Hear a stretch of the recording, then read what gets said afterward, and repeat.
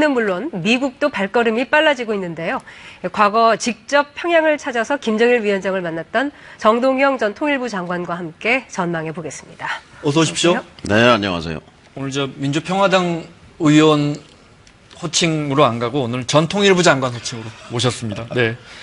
우리 국회 차원에서 러시아 다녀오신 이야기 하나만 좀 여쭤보고 할까요? 러시아 다녀오셨더라고요. 예, 국회에 북한 핵 문제의 평화적 해결을 위한 여야 대표단, 이 작년에 꾸려져서 네.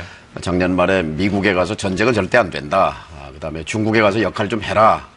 육자회담 돌려라. 또 이번에 러시아에 갔을 때는 마침 정의용 서훈 특사가 평양에 가 있는 시간이었습니다. 같은 그때, 시기에? 네. 예, 러시아의 의회, 러시아 정부 전문가들 얘기 중에 공통적으로 하는 얘기가 미국이나 중국 같은 강대국의 힘에 의해서가 아니라 한국의 독자적인 외교로 긴장 완화와 평화 분위기, 비핵화 대화를 연 것에 대해서 놀랍다. 네. 이런 반응이었고 네. 굉장히 자랑스러웠습니다. 네. 이번 대북 특사단이 가져온 가장 큰 성과라면 역시 그 부분을 그럼 꼽으시겠네요. 그렇죠. 문재인 대통령이 내 운명을 왜 남에게 맡기나 하는 그런 자존 외교가 남북 정상회담, 북미 정상회담을 네. 이끌었다고 생각합니다. 구체적으로 합의 내용 중에는 어떤 게 제일 이건 생각도 못했다 하는 부분은? 핵심은 그거죠. 작년 말까지만 해도 비핵화는 태평양의 바닷물 마르기를 기다려라 차라리 이렇게 말했고 네. 정의의 보검이다 이렇게 말했던 북한 아니겠습니까? 네. 그런데 비핵화 의지를 밝힌 것 그리고 선대의 유훈이다 이렇게 네. 말한 부분이 물론 예견된 전환입니다만 그러나 대변화지요. 네. 네. 말씀처럼 지난해 12월 29일까지 북한이 미사일 시험을 했었습니다. 그렇기 예. 때문에 남북 관계가 이렇게 될 거라고 아무도 예상을 못했었는데요. 역시 마찬가지죠. 그러니까 11월 29일 날 화성 15호 네. 12,000km 워싱턴 뉴욕까지 닿는 이 ICBM 발사 성공을 네. 선언하면서 네. 핵 무력은 완성됐다 이렇게 선언했거든요. 근데 그것을 뒤집으면 이제 협상할 시간이 됐다 이 말이기도 하거든요. 근데 마침 이제 평창 올림픽이 축복처럼 우리 민족 앞에 있었던 것이죠. 그 계기를 북한도 놓치지 않았고 또 문재인 정부도 이것을 놓치지 않았던 것이 오늘 이 대전환의 시간을 가져온 거라고 봅니다. 네. 2005년도에 노무현 정부 당시에 이제 통일부 장관으로 평양에 가셨을 때 그때 이제 김정일 위원장이 비핵화는 하면 나오고 있는데 비핵화는 선대의 유훈이다. 그러니까 김일성 주석의 유훈이라는 거죠. 예. 설명을 좀 해주시면요. 그 말이 그냥 나온 게 아니고요. 네. 제가 한 것은 이번에 이 특사단의 목적과 같습니다. 하나는 정상회담을 끌어내고자 하는 거고 하나는 비핵화 테이블을 여는 거였어요. 네. 이제 그 비핵화를 위한 육자회담에 나오라는 것을 이제 설득하면서 네. 그 과정에서 제가 같은 질문을 3차례 했습니다. 그 질문이 뭐냐면 정말로 우리 김정일 위원장과 북한의 그 궁극적인 목적이 핵 보유입니까? 네. 라는 질문에 대해서 아니다라고 쭉 설명해서 아니 그래도 국제사회가 믿지 않는다. 네. 핵 보유가 결국 목표 아닙니까? 그랬더니 아니다. 초강대국 미국이 우리에 대한 적대 정책을 폐기한다면 우리와 관계가 정상화된다면 핵을 가질 이유가 없지 않느냐. 이번에 한 얘기는 똑같죠. 네. 제가 또 물었습니다. 3번째. 그렇다 하더라도 남쪽의 보수 세력은 남쪽의 우리 국민들은 믿지 않습니다. 했더니 같은 질문을 3번 했기 때문에 이번에는 좀 고민스러운 표정을 짓다가 불쑥 내뱉은 얘기가 네. 이것은 김일성 주석의 유훈이요. 우리 아버지 유언이요. 네. 이런 말을 했는데 그만큼 제가 확실한다 그렇죠. 이런 뜻이군요. 최상급 표현이죠. 네. 제가 남북 관계를 쭉 20년 이상 추적해 왔는데 그 얘기는 처음 듣는 얘기였거든요. 김일성 주석의 유훈이란 말은 북한에서는 헌법보다 위에 있는 최상위 개념입니다. 네. 그래서 속으로 쾌재를 불러 그럼 됐다 이제 네. 라고 했고 그때부터 이제 2005년 6월 17일부터 북한의 비핵화는 네. 한반도 비핵화는 김일성 주석의 유훈이란 말이 하나의 기준점이 됐는데 네. 어쨌든 이번에 그 대북 특사를 통해서 그것을 다시 한번 확인한 거죠. 네. 그래서 대북 특사 가기 전에 그 말씀을 하셨군요. 그 이야기가 다시 나와야 한다. 그렇죠. 네. 이번에 그 말이 나와야 네. 북미 대화로 이어진다라고 네. 얘기했는데 역시 김정은 위원장은 나름대로 그림을 가지고 준비하고 있었다고 봅니다. 네. 네. 알겠습니다. 약 13년 전이네요. 네. 2005년 6월 대북 특사로 평양을 방문했을 때 모습을 저희가 화면으로 준비해봤습니다. 2005년 6월 14일부터 나흘 동안 평양에서 남과 북 그리고 해외 동포들이 참가한 6.15 공동선언 5주년 기념 통일 대축전이 열렸습니다. 이때 정의원께서 대북 특사로 평양을 방문했는데요. 올해가 분단 60년, 광복 60주년이잖아요. 분단 60년 동안도 나누어 있었는데 그보다 더한 어려움이 어디 있을까. 그러니까 앞으로 이제는 그 장벽을 조금씩 허물어가고 있기 때문에 거리에는 어린아이들까지 나와서 비를 맞으며 오랜 시간 남측 대표단을 기다리고 있었습니다. 힘드시지 않으셨어요? 절대 힘들지 않습니다. 배틀 마시라니까. 얼마나 기다리셨어요? 기다린 시간이 얼마 길어 보이지 않았습니다. 6.15 공동선언 5주년 기념 통일 대축전에서는 각종 축하 공연이 끝난 뒤에 민간단체들 간의 교류 행사가 진행이 됐고요. 남북 당국자 간 회담도 이어졌습니다. 당시 남측 정부 대표단은 북한 고위층의 전용 연회장이라는 목란관에서 김영남 최고인민회의 상임위원장을 예방했습니다. 민족통일 대축전을 성과리에 진행하게 됨으로써 우리 모두에게 커다란 기쁨을 안겨주시었습니다. 체류 마지막 날 김정일 위원장과의 만남이 전격적으로 결정이 됐습니다. 김정일 동지께서 통일부 정동영 장관을 노무현 대통령의 특사로 접견하셨습니다. 김정일 위원장과의 면담은 오찬을 겸해 모두 5시간이나 이어졌고요.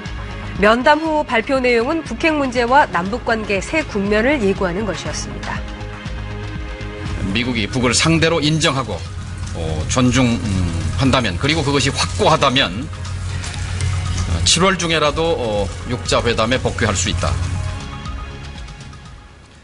당시에 이제 방북하신 가장 큰 이유는 역시 북한을 다시 육자회담 테이블로 끌어내기 위한 거였죠. 당시 이제 하나는 정상회담이었고 네. 발표는 그때 이제 안 했습니다만 네, 네. 정상회담에 대한 합의를 이끌어내는 것이었고 하나는 이제 육자회담에 복귀하라는 거였어요. 당시 네. 남북관계와 북미 관계 그리고 비핵화를 위한 육자회담이 모두가 다 끊어져 있는 상태에서 네. 위기가 계속 그러니까 미국은 군사적인 수단을 선택할 수 있다고 이렇게 또 압박을 할 때고 네. 북은 북대로 말하자면 반발이 심해서 그때 한반도에 그 갈등과 위기가 고조되던 시간이었죠. 네. 그 남북 정상회담도 이야기를 하셨는데 남북 정상회담은 그 뒤에 2년 후에 이루어졌단 말이죠. 그때 사실 발표는 안 했습니다만 원칙적으로 합의는 됐어요. 네. 그러니까 제가 2000년에 김대중 대통령과 김정일 위원장 첫 번째 정상회담이 만났죠. 있었고 네. 5년 동안 2차 회담이 안 됐거든요. 네. 근데 제가 그때 만나서 6.15 합의문에 보면은 가까운 시일 내 빠른 네. 시일 안에 2차 정상회담을 서울에서 갖기로 했는데 네. 서울에 안 오셔도 좋으니 안 와도 좋으니 조속히 2차 정상회담을 합시다 해서 좋습니다. 그래서 일단 합의는 됐고 네. 장소는 김정일 위원장이 결정하기로 하고 시간은 3개월 내에 하기로 네. 이렇게 합의를 해서 이제 장소가 결정되면 발표하려고 했는데 뜻밖의 일이 벌어졌어요. 그 뒤에 북에서 온 특사가 제3국에서 정상회담 하자는 이제 뜻밖의 제안을 해서 네. 이 문제에 대한 이제 조율이 길어지는 바람에 정상회담이 2005년도에 네. 이루어지지 않은 것이 좀 안타까웠죠. 그러면서 2007년도에 이제 노무현 대통령이 이제 두 번째로 김정일 위원장을 만나는데 임기 말에 만나는 거니까 그렇죠. 우리가 아무래도 2달 뒤에 아쉬운 점이- 대통령 선거가 있었기 그러니까요. 때문에 네. 실효성에서 이제 정책이 계속 문제가 이어지긴 쉽지 있었죠. 않았다. 예. 네. 김정일 위원장과의 면담은 어땠습니까? 어떤 분위기. 사람이었습니까? 예. 그 질문을 제일 많이 받죠. 네. 김정일 위원장은 어떤 인물이냐. 그런데 희노애락을 가진 인물이죠. 그리고 역시 그 대화가 가능한 인물이다. 이것은 네. 김대중 대통령도 똑같은 얘기를 했고 올브라이트 미 국무장관도 같은 얘기를 했어요. 네. 합리적인 주장을 하게 되면 그 측석에서 받아들였고 네. 또 자기가 그건 받아들일 수 없다면 그 측석에서 또 입장 표명을 하고 해서 네. 대화가 가능한 협상이 가능한 상대였다는 기억입니다. 노무현 전 대통령 우리 이번에 대북 특사단은 이제 문 대통령의 친서를 갖고 갔는데 네. 그때 당시 뭐 친서는 없었다고 들었는데. 노무현 대통령의 구두 메시지였죠. 네. 남북 관계의 발전 그리고 정상화에 대한 노무현 대통령의 의지를 네. 전달했죠. 로드맵이 좀 있었을 거 아닙니까? 그러니까 북한이 핵을 포기한다면 네. 우리가 전폭적으로 도와주겠다. 네. 그리고 북미 관계, 북일 관계 정상화에 우리가 역할을 해주겠다. 네. 그러니까 우리는 한미 동맹이기 때문에 가깝지 않느냐. 네. 우리를 활용해라. 그리고 육자 회담이 북한을 위해서 나쁘지 않다. 네. 북미 간에 합의해도 안 지키면 그만인데 네. 육자가 모여서 합의하면 증인들이 있기 때문에 네. 이것은 북한에 유리한 게임이다 네. 하는 것을 집중적으로 설득했죠. 그때는 제네바 합의도 물 건너가고 또 이제 다소 보수적인 부시 행정부가 들어서서 사실 북미 관계도 그렇게 썩 좋았을 때가 아니죠. 미국은 어떤 입장이었습니까? 미국은 북을 악의 축이라고 불렀죠. 네, 그리고 네. 사탄, 그러니까 제거 대상이고 레짐 체인지, 북한 정권을 바꿔야 된다. 뭐 네. 이런 강경 논이 주류였기 때문에 굉장히 네. 어려운 상황이었습니다. 그래서 우리끼리라도 뚫어보자 이런 입장이었었죠. 그렇죠. 그러니까 어쨌든 한반도 문제는 남한, 북한, 미국 삼각함수, 삼각관계 속에서 네. 풀어지는 것이고 북한 핵 문제는 관계의 산물입니다. 그러니까 북이 주장해온 대로 또 우리가 핵심을 보듯이 북한과 미국의 오래된 적의 관계, 적이잖아요. 북한의 네. 적이 미국이고 미국의 적이 북인데 이 적의 관계를 해소하면 북한 핵 문제도 거기서부터 풀려나갈 수 있는 거죠. 네. 네. 과거를 돌이켜보자면 네. 결국 합의는 깨졌습니다만 제네바 합의에서도 북미 간의 드라마 같은 합의가 있었습니다. 화면 보시겠습니다. 1990년대 초부터 북한은 핵 개발에 속도를 냈습니다. 1992년 미국과 국제원자력기구는 북한의 핵무기 사찰을 받으라고 압박했지만 북한은 이를 거부하고 93년 끝내 핵확산 금지 조약 탈퇴를 선언합니다. 지난해처럼 이른바 1차 북핵 위기를 맞고 갈등이 최고조에 이르렀는데요. 여기서 서울이 멀지 않습니다. 전쟁이 일어나면은 불바다가 되고 말아요. 불바다 말아. 아니, 가만 그걸 말이라고 합니까? 그렇기 때문에 아니 이에 대해서 그럼 우리가 가만히 있을 것 같아요? 북한이 영변 원자로에서 폐연료봉을 인출하자 1994년 6월 15일 백악관 국가안보회의에서 빌 클린턴 미국 대통령은 영변 핵시설 폭격을 논의하게 됩니다. 당시 김영삼 대통령이 강하게 백악관을 설득해 영변에 대한 폭격 계획을 막아낸 것으로 알려져 있습니다. 그리고 지미 카터 전 미국 대통령이 평양을 방문해 김일성과 당시 김영삼 대통령과의 남북 정상회담을 이끌어내면서 다시 화해 무드가 만들어졌는데요. It is a great pleasure to be back here with you. 이렇게 다시 와서 주석아까를 만나 뵙게 된 것을 커다란 영광으로 생각합니다. 감사합니다. 같은 해 94년 10월 북미는 마침내 제네바 합의, 한반도 핵 문제 해결을 위한 합의를 이끌어냅니다. 빌 클린턴 대통령이 이 합의문을 승인하도록 아주 지한대 지시를 하였고 양국 간 연락사무소까지 개설되고 이듬해 95년에는 북한의 핵 개발을 중단하는 조건으로 북한의 전력 상황을 개선하기 위해 미국과 한국은 경수형 원자로 발전소 2개의 건설을 시작하고 연간 50만 톤의 중유도 제공합니다. 한반도의 평화 분위기는 2000년 김대중 대통령과 김정일 위원장이 만나면서 최고조에 이르렀습니다. 하지만 조지 부시 대통령이 당선되고 2001년 뉴욕에서 최악의 9.11 테러가 발생합니다. 그러자 미국은 북한을 3대 테러 North Korea is a 국가로 regime 지목했는데요. arming with missiles and weapons of mass destruction while starving its citizens. States like these and their terrorist allies constitute an axis of evil, arming to threaten the peace of the world. 자주적인 주권 국가인 우리나라에 이처럼 노골적인 침략 위협을 가한 적은 없다. 이것은 사실상 우리에 대한 선전포고나 다름이 없다. 그러자 북한은 제네바 합의에서 금지하기로 약속한 흑연 감속로를 가동하겠다고 선언하면서 제네바 합의는 결국 깨지고 맙니다. 한반도 평화 체제는 다시 원점으로 돌아갑니다. 2000년도에 이제 김대중 전 대통령이 평양 가서 김정일 위원장 만나고 그때 이제 조명록 찾습니까? 예. 미국 대통령 초청하고 올브라이트 국무장관이 평양 가서 예. 정말 분위기가 화해 분위기로 갔었는데 잠깐 저희가 화면으로 구성했지만 의원님 보시기에 그 평화 체제로 가는 그 흐름이 깨진 가장 근본적인 이유는 뭐라고 보십니까? 불신입니다. 불신과 의심이죠. 그러니까 지금 요즘 보는 장면과 18년 전에 2000년 10월 워싱턴, 2000년 10월 평양, 그러니까 미국의 국무장관이 평양에 가서 정상회담을 준비하고 네. 참 우리 민족의 불운이에요. 그때 클린턴 대통령과 김정일 위원장 간의 북미 정상회담이 만들어졌더라면 한반도의 운명과 이 비핵화의 역사는 달라졌을 것입니다. 그런데 이제 이게 틀어진 거지요. 그리고 또 2005년, 5년 뒤에 2005년 9월 19일 북한이 핵을 포기하겠다 이렇게 선언하고 나왔잖아요. 근데 결국 그 뒤에 이제 한국에서의 보수 정권의 등장, 이명박 정권의 등장과 함께 우여곡절 끝에 지난 10년 동안 육자회담은 정지 상태로 들어갔습니다. 이것이 이제 역사적 불운입니다만 결국 핵심에는 정치가 있습니다. 어떤 정치냐에 따라서 평화를 만들 수도 있고 전쟁으로 치달을 수도 있다. 그러니까 지금 한반도는 이제 세 분의 플레이어가 있잖아요. 문재인 대통령, 김정은 위원장, 트럼프 대통령. 이 세 분의 지도자가 노벨 평화상을 받는 국면이 제일 해피 엔딩이라고 생각합니다. 네. 이렇게 시간이 흘러서 이제 다시 또 남북 정상회담, 북미 정상회담이 다가오는데요. 가장 큰 목적은 북한의 비핵화잖아요. 예. 가능하다고 보십니까? 저는 역사는 사람이 만드는 거라고 생각합니다. 북한이 핵을 만드는 이유는 분명합니다. 이번에도 얘기하잖아요. 군사적 위협이 없어지고 체제 안전 보장이 된다면 핵을 보유할 이유가 없다. 와서 다 보라고 하겠다. 다 포기하겠다. 이런 얘기이기 때문에 이 거래를 성사시키는 것.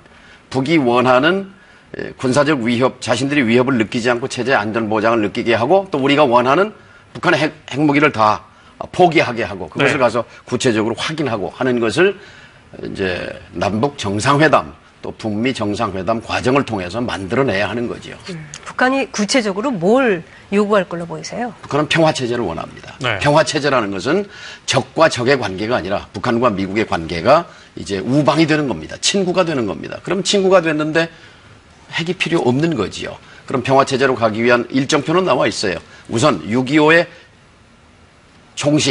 종전 선언을 해야 하는 거지요. 그러기 위해서는 이제 남북 미중이 함께 한 자리에 모일 필요가 있는 것이고, 그 다음에 이제 군사적 긴장 완화와 군사적 신뢰 구축, 군비 축소 이런 단계와 평화 협정 뭐 이런 것들이 사실 그런 시간표는 다 나와 있습니다. 문제는 이제 남북 정상회담과 북미 정상회담에서 이걸 어떻게 그림을 잘 만들어내느냐에 달려있죠.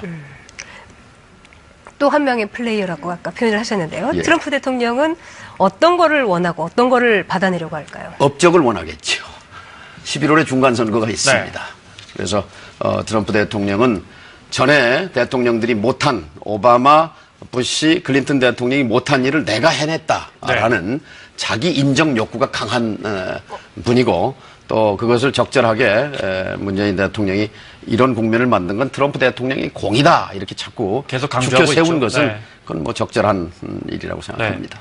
말씀하신 그런 프로세스대로 그런 절차대로 진행되기를 우리 국민들이 다 바랄 겁니다. 하지만 일각에서는 분명히 그동안 북한에서 비핵화하겠다. 예전에 영변 핵시설 뭡니까? 그 파괴하는 그런 모습도 전 세계에 중계하고 그러지 않았습니까? 이후에 어찌됐건 간에 여러 번 말을 바꿔서 다시 핵무기를 만들어 왔단 말이죠. 북한을 과연 믿을 수 있겠느냐라는 주장이 적지 않습니다. 어떻게 보십니까? 우리는 북한을 못 믿고 북한은 우리를 못 믿습니다. 그러니까 상대적인 거예요. 남과 북은 또 핵 문제는 거울입니다. 우리가 찡그리면 상대도 찡그립니다. 거울 속에. 내가 미소를 지면 거울 속에 있는 상대방도 미소를 짓습니다.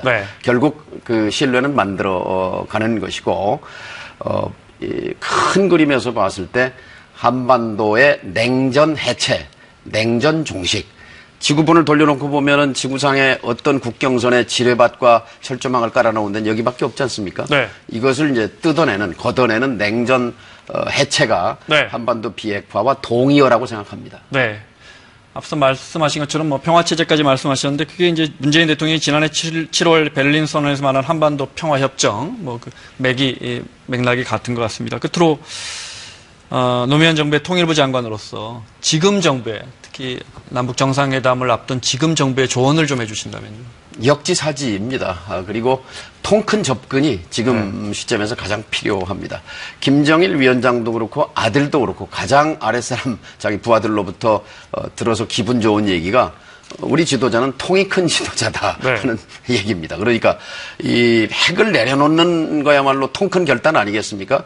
또 역시 평화협정 종전선언 평화체제야말로 또 우리가 만들어야 할 통 큰 결단인 거고, 그래서 이런 통 큰 결단을 통해서 한반도를 28년 동안 지각한 한반도의 냉전을 이제 탈냉전으로 이끄는 것, 그런 결정적인 역사의 시간이 지금 우리 앞에 있다 이렇게 봅니다. 알겠습니다.